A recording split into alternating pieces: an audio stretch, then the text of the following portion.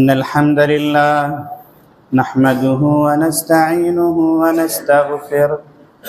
ونعوذ بالله من شرور أنفسنا ومن سيئات أعمالنا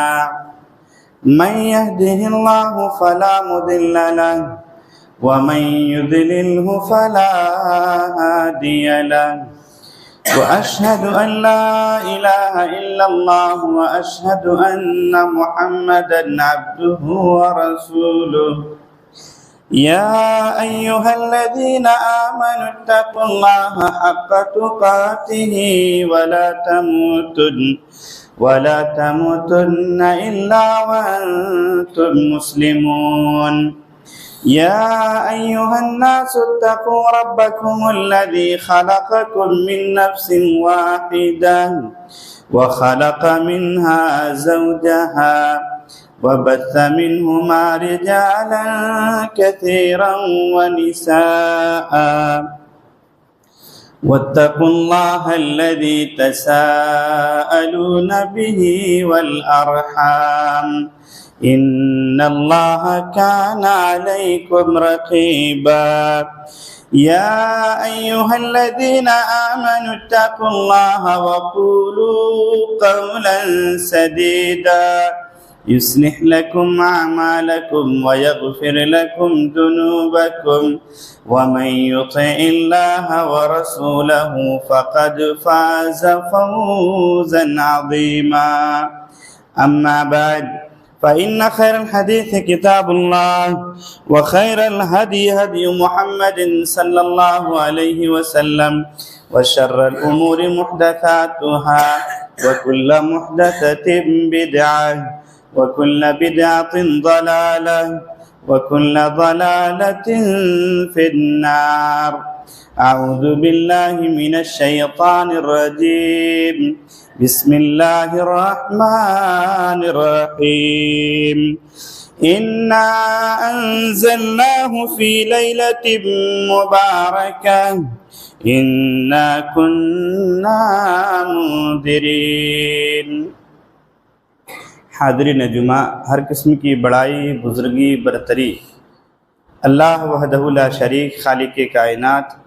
مالک ارض و سما کے لیے ہے۔ درود و سلام اللہ کے تمام نبیوں پر، خصوصاً جناب محمد رسول اللہ صلی اللہ علیہ وسلم پر۔ آج کے خطبہ جمعہ میں جس موضوع پر کچھ باتیں آپ لوگوں کے سامنے رکھنے کی کوشش کروں گا وہ ہے ماہ شعبان، فضائل و بدعات۔ ہم سب ماہ شعبان سے گزر رہے ہیں۔ ماہ شعبان یہ عربی مہینے کا 8واں مہینہ ہے۔ آپ صلی اللہ علیہ وسلم ماہ شعبان کے اندر کثرت سے روزہ رکھتے تھے، مگر ہم دیکھتے ہیں جو ہی ماہ شعبان کا چاند نظر آتا ہے،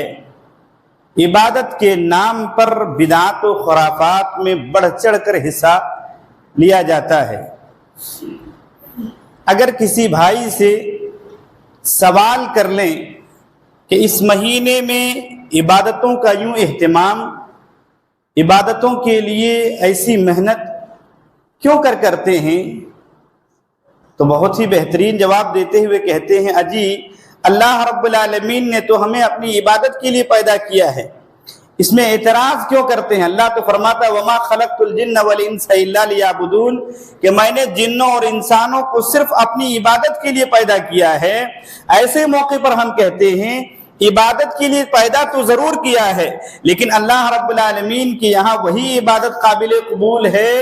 جو عبادت جناب محمد رسول اللہ صلی اللہ علیہ وسلم کے طریقے کے مطابق کیا جاتا ہو، وگرنہ عبادت ظاہراً کتنے ہی خوبصورت، کتنوں ہی اچھا کیوں نہ لگتا ہو، لیکن وہ عبادت نہیں ہے، وہ بدعات ہے، اور عبادت کے نام پر آدمی گناہ بھی کما رہا ہوتا ہے۔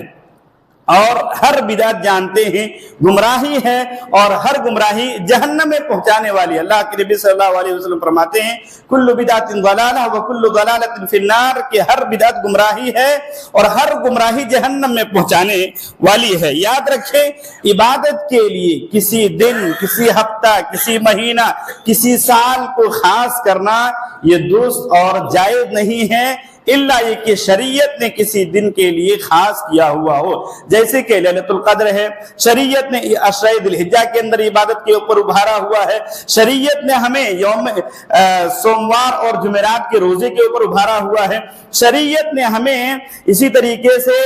محرم الحرام کے جو عاشورہ کے روزہ ہے اس کے اوپر ابھارا ہوا ہے، تو پھر اس طرح کی اگر کوئی عبادت ہے تو جائز ہے، وگرنہ آدمی اپنے جانب سے عبادتوں میں بڑھوتری نہیں کر سکتا ہے، کیونکہ عبادات جو ہے یہ توقیفی ہے، اور ہم اس کا قطعاً انکار نہیں کرتے ہیں کہ عبادت نہیں کرنا چاہیے، بلکہ عبادت کے لیے تو ہم پیدا ہی کیے گئے ہیں، اور ایک انسان جب پیدا ہوتا ہے اس وقت سے لے کر بلکہ سن بلوغت پر پہنچتا ہے، اس سے لے کر آخری سانس تک، آخری دم تک برابر عبادت کرتے رہنا چاہیے۔ اللہ فرماتا ہے وَاعْبُدْ رَبَّكَ حَتَّى يَأْتِيَكَ الْيَقِينُ، کہ عبادت تو موت کی آنت تک کرنا ہے۔ المہم ماہ شعبان جس کے اندر ہمارے برادران بہت ساری عبادات کو انجام دیتے ہیں، اس کے اندر خصوصی کوئی عبادت نہیں ہے سوائے روزہ کی۔ نفلی روزہ آپ صلی اللہ علیہ وسلم اس مہینے کے اندر کثرت سے رکھا کرتے تھے۔ اما عائشہ رضی اللہ تعالیٰ نے فرماتی ہیں کہ کان رسول اللہ صلی اللہ علیہ وسلم اس مہینے کے اندر روزہ رکھتے تھے، ایسا روزہ رکھنے لگتے تھے کہ ہم سب کہنے لگتے تھے کہ اب شاید آپ روزہ چھوڑیں گے ہی نہیں، یعنی برابر روزہ رکھتے تھے، اور جب آپ صلی اللہ علیہ وسلم افطار کر دیتے تھے یعنی روزہ چھوڑ دیتے تھے تو پھر ایسا چھوڑ دیتے تھے لگتا تھا کہ آپ کبھی روزہ رکھیں گے ہی نہیں۔ یہ آپ صلی اللہ علیہ وسلم کے تعلق سے اما عائشہ رضی اللہ تعالیٰ نے فرماتی ہیں۔ اسی پر بس نہیں کرتی ہیں بلکہ کہتی ہیں ما رأیت رسول اللہ صلی اللہ علیہ وسلم استکمل صیام شہر الا رمضان، میں نے ماہ رمضان کے علاوہ اللہ کے نبی صلی اللہ علیہ وسلم کو کسی مہینے میں مکمل روزہ رکھتے ہوئے نہیں دیکھا ہے، لیکن وما رأیتہ اکثر صیاما منہ فی شعبان، کہ شعبان سے زیادہ بھی کسی مہینے میں نفلی روزہ رکھتے ہوئے بھی نہیں دیکھا ہے، یعنی مکمل روزہ رمضان کے علاوہ کسی مہینے کا نہیں رکھا ہے، اور کثرت سے نفلی روزہ ماہ شعبان کے علاوہ کسی میں نہیں رکھا ہے۔ ماہ شعبان میں اللہ کے نبی صلی اللہ علیہ وسلم اتنا روزہ رکھا کرتے تھے، اس کی حکمت اللہ کے نبی صلی اللہ علیہ وسلم خود بیان فرماتے ہیں ماہ شعبان کے تعلق سے، جس کے راوی حضرت اسامہ بن زید رضی اللہ تعالیٰ عنہ ہیں، کہتے میں نے کہا اللہ کے نبی صلی اللہ علیہ وسلم آپ ماہ شعبان کے اندر کثرت سے روزہ رکھتے ہیں، کیا بات ہے؟ آپ صلی اللہ علیہ وسلم نے فرمایا سنو، یہ ایک ایسا مہینہ ہے شہر یغفل الناس، یہ ایک ایسا مہینہ ہے جس میں لوگ غفلت برتتے ہیں اور کاہلی برتتے ہیں عبادت کے باب میں، اور وجہ یہ ہے کہ یہ مہینہ جو ہے بین رمضان رجب اور رمضان، یہ ایک حرمت والے مہینے رجب کے بعد آتا ہے اور ایک افضل مہینے رمضان سے پہلے آتا ہے، اس وجہ سے بہت سارے لوگ غفلت برتتے ہیں۔ لیکن سنو یہ ایک ایسا مہینہ ہے ترفع فیہ الاعمال الی رب العالمین فاحب ان یرفع عملی وانا صائم، اس مہینے کے اندر اللہ رب العالمین کے یہاں سالانہ اعمال کی پیشی ہوتی ہے، اور میں چاہتا ہوں کہ جب میرا عمل اللہ رب العالمین کے سامنے پیش ہو تو میں روزے کی حالت سے ہوں۔ بلکہ آپ دیکھیں یہ قرآن و حدیث کو تو مختلف اوقات میں مختلف دنوں کے اندر اللہ کے نبی صلی اللہ علیہ وسلم نے روزہ رکھا ہے۔ کیا کہتے ہیں؟ اعمال کے تعلق سے بتلایا ہے کہ اعمال اللہ رب العالمین کے یہاں پیش کیے جاتے ہیں، جیسے پیر و جمعرات کے تعلق سے آپ نے فرمایا کہ پیر و جمعرات کے دن اعمال پیش کیے جاتے ہیں، سارے لوگوں کے اعمال اللہ رب العالمین قبول کر لیتا ہے، لیکن دو ایسے بھائی ہوتے ہیں جن کے عملوں کو اللہ رب العالمین قبول نہیں فرماتا ہے، وہ آپس میں کرا کپٹ کرنے والے ہوتے ہیں، دل ان کا صاف نہیں ہوتا ہے۔ اسی طریقے سے صحیح مسلم کتاب الایمان کے اندر حدیث آتی ہے جس کے راوی حضرت ابو موسیٰ اشعری رضی اللہ تعالیٰ عنہ ہیں، اللہ کے نبی صلی اللہ علیہ وسلم فرماتے ہیں کہ ہر دن، اس روایت کی ایک تفصیل ہے، روایت کی تفصیل اگر تھوڑا سنیں تو وہ یہ ہے، اللہ کے نبی فرماتے ہیں ان اللہ لا ینام ولا ينبغي له، اللہ رب العالمین سوتا نہیں ہے اور اللہ رب العالمین کے لیے سونا زیب بھی نہیں دیتا ہے۔ اور سنو اللہ رب العالمین ہر دن ترازو کو اوپر چڑھاتا ہے، نیچے اتارتا ہے، یعنی ترازو کے اندر اللہ رب العالمین حرکت دیتا ہے، جس کی وجہ سے دنیا میں تم قحط سالی بھی دیکھتے ہو، مہنگائی بھی بڑھ جاتی ہے اور آسانیاں بھی دیکھتے ہو۔ وَيَرْفَعُ إِلَيْهِ عَمَلُ النَّهَارِ بِاللَّيْلِ وَعَمَلُ اللَّيْلِ النَّهَارِ، اور فرماتے ہیں ہر دن کا عمل رات کو پیش کر دیا جاتا ہے، رات کا عمل دن کو پیش کر دیا جاتا ہے۔ اسی طریقے سے آپ صلی اللہ علیہ وسلم نے یہ بھی فرمایا کہ ہر ہر دن فجر اور عصر کے وقت فرشتوں کی ڈیوٹی چینج ہوتی ہے، فرشتوں کی ڈیوٹیاں تبدیل ہوتی ہیں۔ یہ فرشتے اللہ رب العالمین کے پاس جا کر بندے کی اس حالت کو بیان کرتے ہیں۔ تو کہنے کا مطلب یہ ہے کہ الگ الگ گھڑی الگ الگ دن ہے، آپ ہفتہ کا بھی دیکھیں گے اور پھر اسی طریقے سے سالانہ بھی دیکھیں گے، لیکن ماہ شعبان کا اس کے علاوہ اور کوئی خاص فضیلت نہیں ہے، بس یہ ہے کہ سالانہ اعمال کی پیشی ہوتی ہے اور جناب محمد رسول اللہ صلی اللہ علیہ وسلم اس مہینے کے اندر کثرت سے روزہ رکھا کرتے تھے۔ اور روزہ بذات خود یہ مجموع عبادات ہے، روزہ اپنے اندر کئی فضیلتوں کو رکھتا ہے۔ جب ایک بندہ روزہ رکھے گا تو آپ جانتے ہیں روزہ رکھنے والا جھوٹ نہیں بولتا ہے، روزہ رکھتے ہوئے آدمی گناہوں سے بچتا ہے، روزہ رکھتے ہوئے آدمی اپنے ہر عمل کے اندر اخلاص کو پیدا کرنے کی کوشش کرتا ہے۔ تو ماہ شعبان کے لیے یہی فضیلت کافی ہے اور یہ کم نہیں ہے کہ اس مہینے میں اللہ کے نبی صلی اللہ علیہ وسلم کثرت سے روزہ رکھا کرتے تھے۔ مگر ہائے افسوس، ہمارے برادران جو مسلکی برادران ہیں اس مہینے کے اندر طرح طرح کے بدعات و خرافات انجام دیتے ہیں اور ماہ شعبان کو بدعتوں سے ایسے جکڑے ہوئے ہیں کہ یہ شعبان جو فضیلتوں والا مہینہ تھا بدعتوں کے شکنجے میں گھر گیا ہوا ہے۔ میرے بھائیو، اس مہینے کے اندر وہ کیا کیا بدعات انجام دیتے ہیں؟ سب سے پہلے اس مہینے کے اندر ایک رات جسے ہم شب برات کہتے ہیں، 15ویں شعبان کو بڑا اونچا کر کے بیان کیا جاتا ہے۔ اسی طریقے سے اس ماہ کے اندر روحوں کی آمد کا عقیدہ ہے، اسی طریقے سے اس ماہ کے اندر روحوں کو ملانے کا عقیدہ ہے، اسی طریقے سے اس ماہ کے اندر آدمی ایک نماز پڑھتے ہیں جس نماز کو صلاۃ الالفیہ کہا جاتا ہے، یعنی 1000 رکعت والی نماز پڑھتے ہیں۔ اسی طریقے سے اس مہینے کے اندر خصوصی طور پر قبرستان کی زیارت کرنے جاتے ہیں۔ اس مہینے کے اندر گھروں کی صاف صفائی کا خصوصاً اہتمام کیا جاتا ہے۔ اس مہینے کے اندر حلوے کھائے جاتے ہیں اور ایسے نہ جانے کتنے طرح کی بدعات و خرافات انجام دیتے ہیں۔ مختصراً ہم کچھ سنتے ہیں۔ سب سے پہلے شب برات کی طرف آتے ہیں۔ شب برات یہ لفظ خود ہی اپنے آپ کو غلط کرنے کے لیے کافی ہے، کیونکہ آپ سب جانتے ہیں پورا قرآن عربی زبان میں نازل ہوا ہے، محمد رسول اللہ صلی اللہ علیہ وسلم کی پوری حدیثیں عربی زبان کے اندر ہے، اور یہ شب جو لفظ ہے یہ فارسی لفظ ہے اور برات یہ لفظ جو ہے یہ عربی لفظ ہے اور خالص عربی لفظ ہے، جس کے معنی بیزاری کے ہوتے ہیں، قطع تعلقے کے ہوتے ہیں، نجات کے ہوتے ہیں۔ اب عربی اور فارسی کا یہ ترکیب ہی اپنے اعتبار سے غلط ہے، تو پھر یہ لفظ کیوں کر صحیح ہو سکتا ہے اور یہ عبادت والا دن کیسے صحیح ہوگا؟ جب ہم کتابوں کو پڑھتے ہیں، جب کتابوں میں اپنی نگاہوں کو دوڑاتے ہیں تو پاتے ہیں کہ 448 ہجری سے پہلے اس لفظ کا ثبوت ہی نہیں ملتا ہے۔ 448 ہجری سے پہلے شب برات لفظ کا تصور ہی نہیں ہے۔ یہ 448 کے بعد شیعوں نے سنیوں کے درمیان اپنے ایک عقیدے کو بڑے احسن انداز میں پروسا ہے جو آج ہمارے درمیان رائج ہے۔ میرے بھائیو، اس مہینے کے اندر میں نے کہا جو بہت ساری چیزیں کی جاتی ہیں ان میں ایک شب برات، تو شب برات لفظ کی مختصراً وضاحت ہو چکی ہے۔ اب اس مہینے کے اندر ان کا ایک عقیدہ یہ ہے کہ روحیں 15ویں شعبان کی رات کو روحیں واپس آتی ہیں، اس لیے جو عورتیں شادی شدہ ہوتی ہیں اور شوہر انتقال ہو جائے، یعنی وہ اب کیا کہتے ہیں بیوہ عورت بن گئی ہیں، تو ایسی عورتیں کیا کرتی ہیں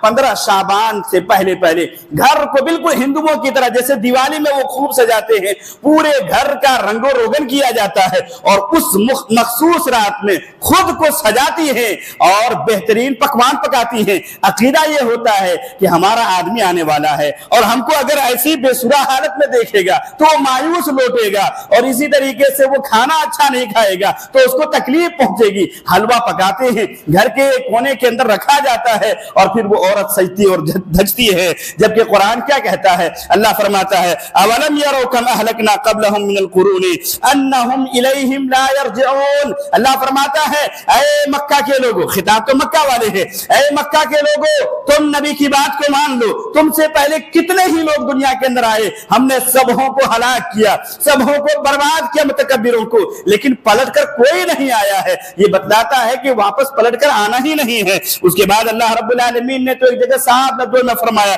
ثم انکم یوم القیامۃ تبعثون، جب اس دنیا سے تم چلے جاتے ہو پھر آنا نہیں ہے، تم قیامت کے دن اٹھائے جاؤ گے۔ بلکہ ایک جگہ اللہ رب العالمین نے فرمایا جب انسان مرنے لگتا ہے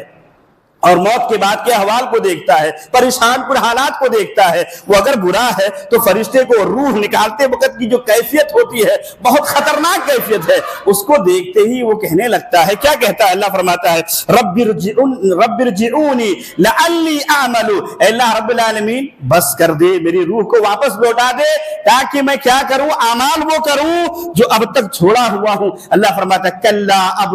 واپسی نہیں ہے اور روح واپس نہیں بھیجا جائے گا۔ میرے بھائیوں ایسی بہت ساری آیتیں ہیں جو بتلاتی ہیں کہ مر کر کوئی دوبارہ آیا نہیں ہے، اور اگر آنے والا عقیدہ ہے تو ہمارے اور ہندوؤں کے درمیان جن کے یہاں آواگمن کا عقیدہ ہے کیا فرق رہ جاتا ہے؟ کوئی فرق نہیں ہے۔ ہمارا عقیدہ ہے کہ جو آدمی اس دنیا سے چلا جاتا ہے وہ عالم برزخ میں ہوتا ہے، وہ ایک الگ زندگی ہے، اس کے بعد پھر میدان محشر والا زندگی آئے گا، وہ ایک الگ زندگی ہے۔ المہم تو یہ عقیدہ بھی ان کا فاسد اور باطل عقیدہ ہے۔ اسی طریقے سے شب برات کے موقع پر میں نے یہ کہا روحوں کے ملانے کا رسم ہوتا ہے۔ یہ کیا ہوتا ہے؟ مان لیجئے اس سال کا جو شب برات آنے والا ہے اس سے پہلے کوئی آدمی مر گیا ہے تو کہتے ہیں، اور مرنے کے بعد بہت سارے آدمی فوراً فاتحہ نہیں کرا پاتے، ان کے یہاں جو قرآن خوانی فاتحہ کا جو رسم ہوتا ہے یہ سارا کچھ نہیں کرا پانے کی وجہ سے کہتے ہیں کہ اس کی روح اعلیٰ علیین، یا اگر وہ برا بھی ہے تو سجین کے اندر جہاں جانا تھا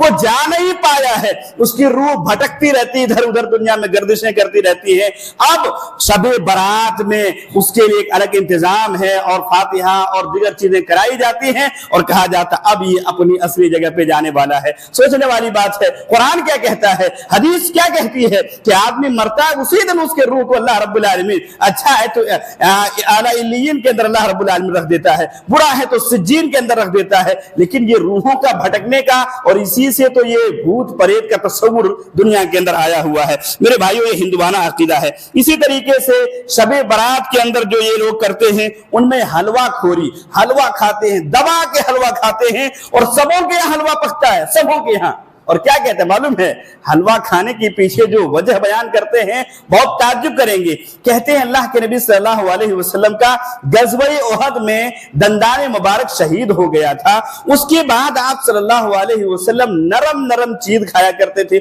چونکہ دانت شہید ہو گئے تھے، اب نرم نرم چیز اللہ کے نبی صلی اللہ علیہ وسلم کھاتے تھے، اس وجہ سے ہم بھی حلوہ بناتے ہیں اور نرم نرم چیز کھاتے ہیں۔ میرے بھائیوں غور کرنے والی بات ہے، آپ صلی اللہ علیہ وسلم کا دار نہیں ٹوٹا تھا غزوہ احد، اور پہلی بات یہ ہے غزوہ احد شوال سن 3 ہجری کے اندر پیش آیا ہے، اگر منانا بھی تھا تو ماہ شوال کے اندر، جو کہ کسی بھی طریقے سے جائز نہیں ہے، جب صحابہ نے نہیں منایا۔ ایک تو تاریخ چینج کرتے ہیں، یہ 15 شعبان کو لے آتے ہیں، جبکہ شوال میں ماہ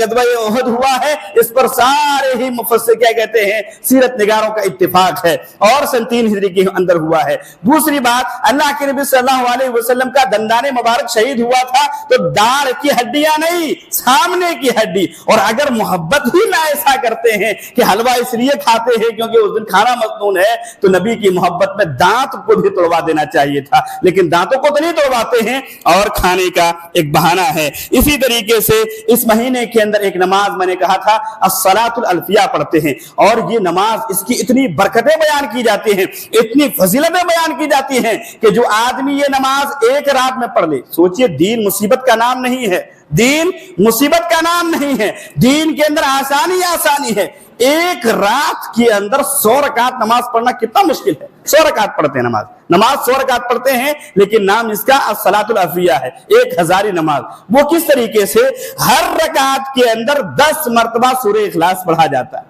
ہر رکعت کے اندر۔ اور شریعت کے اندر کسی بھی چیز کے اندر درود شریف کے علاوہ اور دعاؤں کی تکرار، عام دعاؤں کے علاوہ کسی کی بھی 3 سے زیادہ کی بوجھ سمجھتے ہوئے شریعت کے اندر اوپر بوجھ نہیں ڈالا گیا ہے۔ ہر رکعت میں 10 مرتبہ گنتی بھی کرنا ہے، رکعتوں کو بھی گننا ہے، اس طریقے سے بوجھ کے ساتھ نماز پڑھتے ہیں، اور کہتے ہیں جو آدمی ایسا پڑھ لیتا ہے اس کا ٹھکانہ دنیا ہی میں دکھا دیا جاتا ہے، لیکن دیکھنے والے آج تک ملے نہیں ہیں۔ اسی طریقے سے اس مہینے کے اندر جو عبادات انجام دی جاتی ہیں، بدعات جو فروغ دیا جاتا ہے، اور عبادت سمجھ کر وہ قبرستان کے خصوصی زیارت کرنا، اور پھر قبروں پر لکڑیاں گاڑنا اور اس میں پھول وغیرہ چڑھانا۔ ہم لوگ تو الحمدللہ جینت گڑھ میں ہیں، اہل حدیث بستی ہے، بغل میں اہل حدیث بستی ہے، جو لوگ بنارس یا یوپی کے ان علاقوں میں یا دنیا کے جس بھی علاقوں میں جہاں بدعات و خرافات کرنے والے لوگ رہتے ہیں وہاں جا کر دیکھیں، اللہ کے نبی صلی اللہ علیہ وسلم کی پہلے حدیث سنیں۔ آپ صلی اللہ علیہ وسلم نے قبرستان کی زیارت کے تعلق سے فرمایا، اے لوگو کنت نہیتکم عن زیارت القبور، میں نے تمہیں ابتدائی اسلام میں زیارت قبرستان سے روکا ہوا تھا، فزوروها، اب ایمان پختہ ہو گیا ہے تو اب قبروں کی زیارت کرو۔ اور ترمذی کے اندر اتنا اضافہ ہے، فإنها تذکرکم الآخرہ، یہ قبرستان کی زیارت تمہیں موت کی یاد دلاتی ہے۔ نبی پاک صلی اللہ علیہ وسلم یہ کہتے ہیں، اور کیسے موت کی یاد آئے گی؟ اس وجہ سے کہ جب کوئی آدمی قبرستان جاتا ہے تو دھسا پڑا ہوا گڈھا اوپر کھابڑ کا علاقہ جب دیکھتا ہے تو ڈرتا ہے، سہم جاتا ہے کہ ہم کو بھی یہاں آ کر اس کالی کوٹری میں سونا ہے۔ لیکن یہ لوگ میرے بھائیوں کیا کرتے ہیں، شعبان کا مہینہ آیا، پہلے قبرستان کے صاف صفائی ہوتا ہے، اس کے بعد ایک بھی قبر آپ کھلی قبر نہیں دیکھیں گے، سارے قبروں میں نئے سرے سے مٹی چڑھاتے ہیں اور پھول برساتے ہیں۔ ہم تو کہتے ہیں کہ کوئی آدمی جائے تو موت کی یاد کیا، ایک گھومنے کا تصور پیدا ہو جاتا ہے۔ ہم لوگ جامعہ سلفیہ بنارس میں پڑھتے ہیں، اس کے آگے بھی قبرستان اور ادھر بھی قبرستان، وہ دونوں بریلویوں کی قبرستان ہے، پہلی بار دیکھا تھا، رنگ و روگن ایسا کر دیتے ہیں اور کہتے ہیں موت کی یاد آتی ہے۔ اس طریقے سے خاص دن کا اہتمام کر کے جانا یہ درست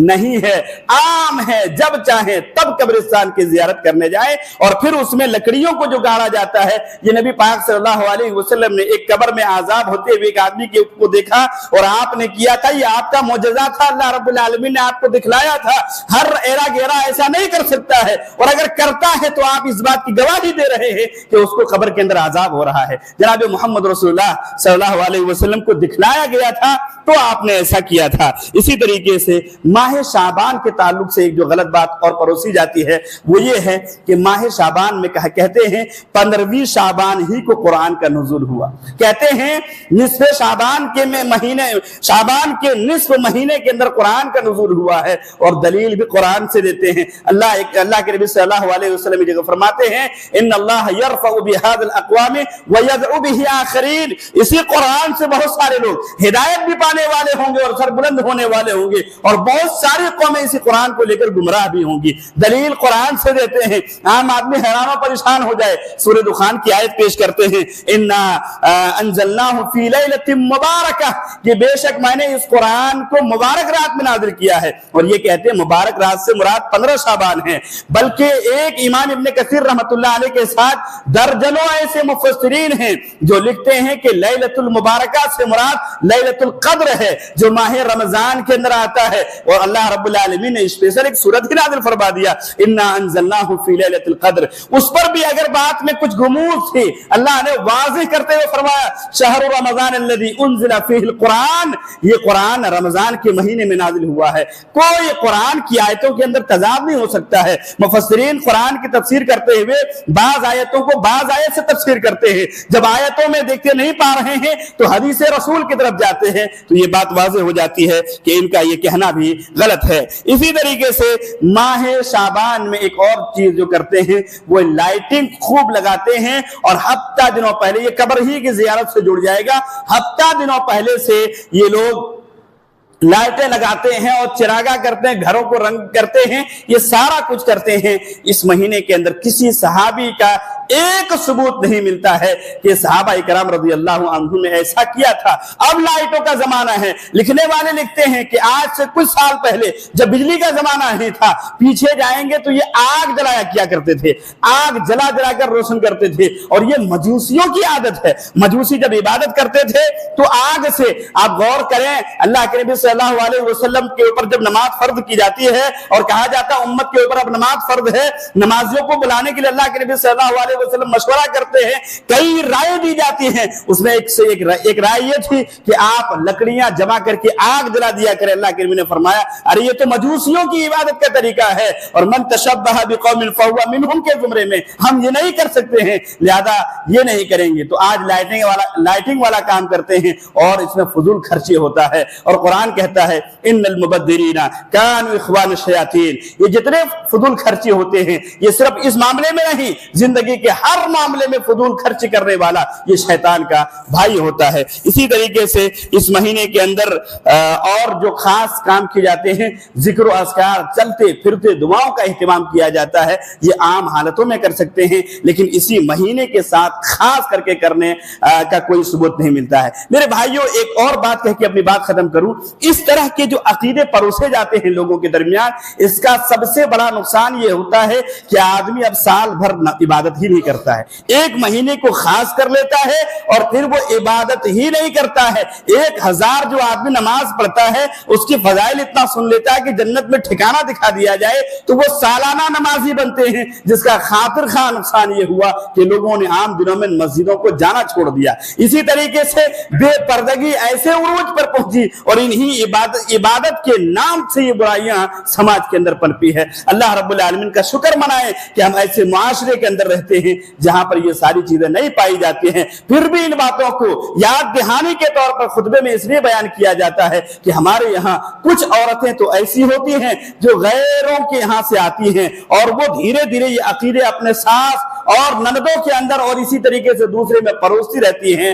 ان سبوں کا اطلاع کما کیا جائے۔ اللہ رب العالمین سے دعا کرتے ہیں اللہ رب العالمین ہم تمام لوگوں کو قرآن و حدیث کے مطابق زندگی گزارنے کی توفیق عطا فرمائے، آمین۔